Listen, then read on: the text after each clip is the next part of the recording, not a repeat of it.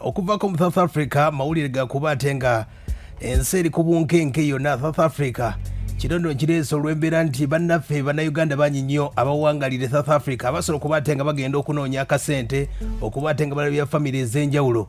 mu bitundu eby'eggwanga ebisinga ndowooza South Africa akadde kano abannayuganda abasinga gye bali bawangalirayo abamu ku beesobodde okubate nga njogerako nabo bantegeeza embeera nga beesobodde okubate nga etambula okuvaako South Africa akadde kano bwoba okebedde ku website ez'enjawulo embeera nga bwetambula ndabyeko bakoze deployment omukulu gwe bayita Cyril Ramaphosa president we South Africa asobodde okubate nga kati basumuludde abajaasi emitwalo 2.5 abamu ku ba South Africa bawangalirayo bagambye gwe gusoose okubate nga balaba embeera nga bwesobodde okubate nga etambula wetwogerera akadde kano embeera nga bwesobodde okubate nga etambula omukulu gwe bayita Jacob Zuma basobodde okubate nga yavunaanibwa emisango gye gyasobola okubate nga azza nga akyali mu ntebe nga bomanyi nti mu ndowooza mu nsi yonna era amateeka bwe gagamba nti pulezidenti alina kubate nga avunaanyizibwa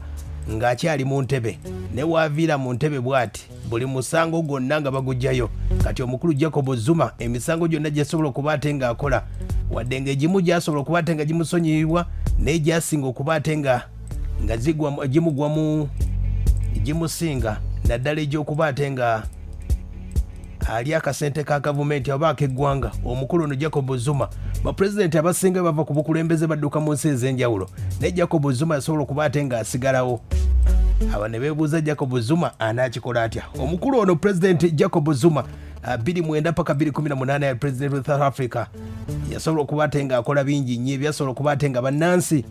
abamu babirabanga ebyokusaaga abamu ne bagamba nti oba oli awo oba anaabadduka kati embeera nga bwesobodde okubate nga etambula akadde kano ntegeddeko kati South Africa baweza abantu 120 wadde nga mawulire bo bagamba nti bali mu 7 n'okuvaako ku ground abali South Africa abasobodde okubate nga bantegeeza ku nsonga zonna waliwo moole ezisinga amaanyi emmoole eziri South Africa abaana basobodde okubate nga bazinyeguludde zonna bayingira banka ne bajjamu ssente zonna ze baagala bino nno bannansi basinga okubate nga babikola abagwira tebabigenderamu wadde n'akamu olw'embeera nti abantu bannansi gavumenti ene South Africa yemundoza ku nsi mu Africa yali badde terina mu Africa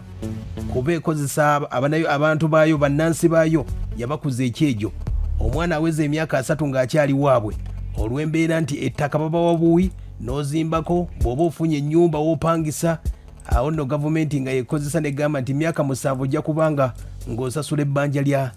ebbanja ly'ennyumba eyo mwosula kati aba South Africa abasinga bannansi mu mbeera eyo banafu nnyo kati nno woolaba embeera nga bwetambula lockdown eno beekwasa nga bagamba ti gavumenti tebawadde kasente naye nga mu nsonga nga bwe zitambula bw'oba ojjukiddeko xenophobia ebaddeyo gye buvuddeko emyaka egiyise akadde kano ate kino kiyitiridde luli baali bakuba abagwira abayingira mu nsi yaabwe akadde kano bo abagwira bo bali waabwe batudde naye nga akadde kano zimoole ezisinga bazokyezja bo bagamba nti ekintu kimu South Africa muganda waabwe omuzulu gwe bayita Jacob Zuma alina okubate nga ateebwa bw'amateeka gano tegalina kubate nga gamukwatako kubanga yakolera bingi nnyo South Africa ebintu bya apartheid eyo okubate nga bebamu kubasobola okuba tebalwanyisa obukabbulu South Africa balina okubate nga basiimibwa kati bano abazulu okuvaako mu katundu kwe bayita KwaZulu Natal omukulu ono gyazaalibwa bagamba nti omukulu ono alina okubeera ng'ateebwa era okusinziira ku defense minister omukyala gwayita Mapisa asobodde okubate nga alagidde nti kati bagenda kutandika okubate nga bakuba ku nnyama olw'embeera nti abantu basobodde okubate nga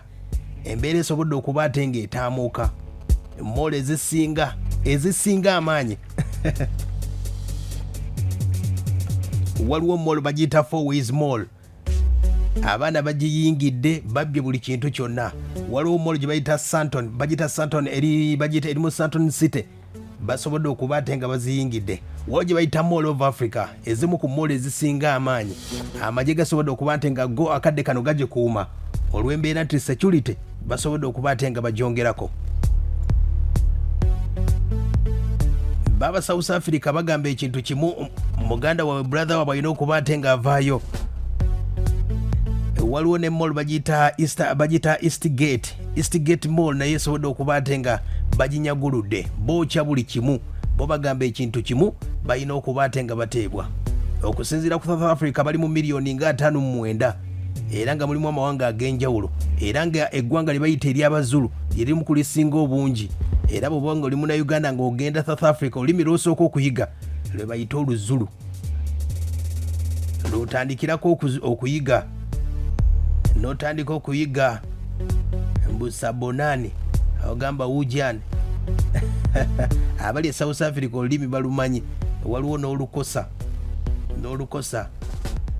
nga batandika mpola mpola Dumelanga lake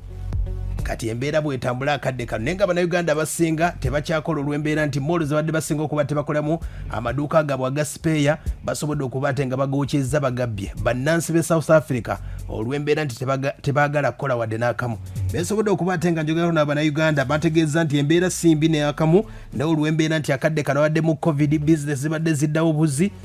kati embeera yetambula okuvaako e South Africa bw'oba olinayo mukwano goyinza omuyisizaamu akasimu n'osobola okuba ate nga omubuuzaako waba takuweereza kasente embeera eno bali mu lockdown yakuba ate nga bayisaawo embeera nga bwesobola okuba ate nga etambula naye ng'ekiri e South Africa kyakwesabira bo basaba ekintu kimu munnansi munnaabwe asobole okuba ate nga asumulwa. Jacob Zuma yakolera bingi e South Africa bo bye bagamba ndabyeko Durban emmotoka waliwo ekibanda ky'emmotoka abaana bakibbye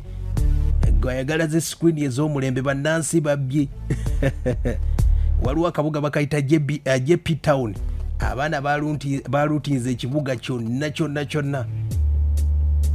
nati bagamba nti omukulu oyo gwe bayita Jacob Zuma yabakolera bingi nnyo kati ate ono maposa talina kyakoze mu lockdown baali babawa akasente akadde kana akasente kalabiseeko wadde yembeera bwetambula okuvaako e South Africa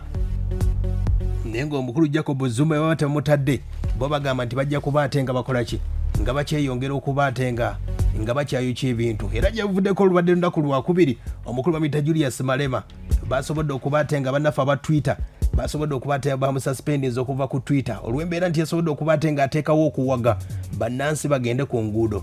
era ndabyeko ne bagiyita Democratic Alliance opposition esinga e South Africa bagenda kuba ate bamuvunaana Julius Malema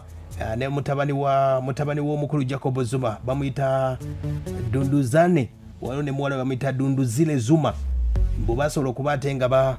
bawaga abantu bannaffe aba Twitter bo basobodde okuba ate babagjeeko nga bagamba bano bakozesezza Twitter okuba ate nga bakaka abantu okugenda ku nguudo era be bamu ku basobodde okuba ate bateekamu omuliro aba South Africa okuba nga bali ku mbeera nga bwetambulamu okuvaako ku bannaffe aba Twitter be bagambye ensonga ezo akadde kano omukulu Julius Malema ku Twitter taliiko yembeera yemu ku ebyo oyinza ogera ku Facebook ku Twitter n'osobola okuba ate ng'olaba ku YouTube ne ku Google oyinza okuteekamu South Africa looting n'olaba embeera nga bwetambula bo bagamba baagala Jacob Zuma wadde ayina emisango yakolera bingi e South Africa naye nga bannaffe tubaagaliza birungi byereere